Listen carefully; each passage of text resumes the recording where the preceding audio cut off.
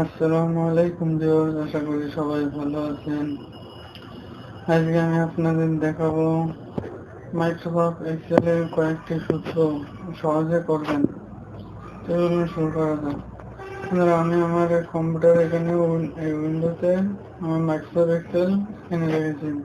আপনারা যেটা ডেস্কটপে আনতে গেলে আপনার মাউসের রাইট বাটন ক্লিক করেন, নিউ লেখা রয়েছে, নিউ এ গিয়ে আপনার এখান থেকে মাইক্রোসফট এক্সেল লেখা রয়েছে, এক্সেলে ক্লিক করবেন। ক্লিক করলে আপনার মাইক্রোসফট এক্সেল ওপেন হবে। এবার এটা ডবল ক্লিক করলে আপনার মাইক্রোসফট এক্সেল ওপেন হয়ে যাবে। এখানে আমি কয়েকটা সূত্র লিখবো। সূত্র লেখার আগে আমি যেটার থেকে যেটা বিয়োগ করবো সেটার থেকে আমি করবো। যেমন এটা ধরুন 50, 50 থেকে যদি আমরা 40 বিয়োগ করতে চাই, তাহলে এখানে প্রথমে সমান সমান দেওয়া লাগবে। সমান সমান দিয়ে তারপরে ধরেন এটা সি করে 3 বেশ, তাহলে লিখতে হবে C3। তারপরে যেটাতে আপনি বিয়োগ দেবেন এটা D3, এটা C3, এটা সমান সমান C3। তারপরে ধর এটা রয়েছে D3, তাহলে আমি দেবো D3। এবারটা দিয়ে এবার ইন্টার দিলেন, ইন্টার দিলে এটা হলো। তাহলে যদি আপনি আরো সহজে করতে চান তাহলে সমান সমান দিয়ে রাখবেন। সমান সমান দিয়ে জন্য এটার উপর ক্লিক করবেন, ক্লিক করে মাইনাসের উপর ক্লিক করবেন, মাইনাসের উপর ক্লিক করে 40-এর উপর ক্লিক করে ইন্টার দেবেন। ইন্টার দিলে আপনার উত্তর চলে আসবে। তারপরে যদি আমরা যোগ করতে চাই, 50 তার সাথে ধরেন 15 যোগ করবেন, তাহলে আবার সে সমান সমান দিয়ে লাগবে। সমান সমান দিয়ে এটা সি করে C4 দিতে হবে, C4। তারপরে যদি যোগ করতে চান যোগ চিহ্ন দেবেন, দিয়ে এটা D4 দিতে হবে, D4 দিয়ে এটা ইন্টার দেবেন। ইন্টার দিলে দুটো যোগ করেন 50 আর 15 65। তারপরে যদি আপনি আরো সহজে করতে চান তাহলে সমান সমান দেবেন, দিয়ে 50-এর উপর রাখবেন, রেখে প্লাসের উপর চিহ্ন, প্লাস চিহ্ন দিয়ে 15-এর উপর দেবেন, দিলে ইন্টার দেবেন, দিলে আপনার এই যে চলে আসলো উত্তর। এর থেকে যোগ করলে 65। তারপরে ধরুন যদি আপনি গুণ করতে চান, যেমন ধরেন 6 গুণ 5, না একটু বলে গেছি, 6 তারপরে 5, এবার ধরেন এখানে সূত্র দেবেন, সূত্র দেবেন হচ্ছে সমান সমান দেওয়া লাগবে। সমান সমান দিয়ে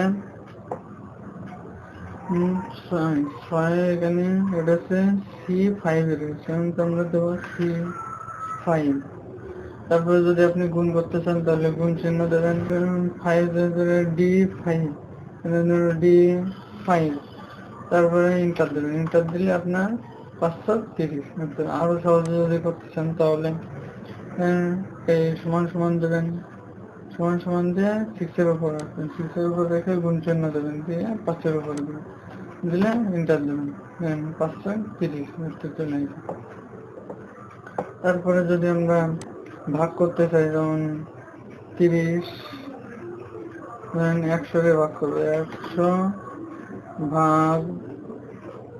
ভাগ দেব থেকে 5 ভাগ করবো 100-কে, তাহলে এখানে রেখে সমান সমান সমান দিয়ে তারপরে এটা তো C6 এর রয়েছে, আমি C6 দিয়ে এবার ভাগ চিহ্ন দেবেন, ভাগ চিহ্ন ব্যাখ্যা করে একটা দেওয়া যায়, সেটা হচ্ছে ভাগ চিহ্ন দিয়ে এবার হচ্ছে 5-এর ওপেন দেবেন, দিয়ে D6, D6 এর ইন্টার দেবেন, দিলে 20 জন্য। আর যদি আরো সহজে করতে চান তাহলে সমান সমান দিয়ে 100-এর উপর রাখবেন, রেখে যদি ভাগ করতে চান ভাগ চিহ্ন দেবেন, দিয়ে 5-এর উপর দিয়ে ইন্টার দেবেন, দিলে এই যে 5 100-এর 5 ভাগ করলে 20 হয়।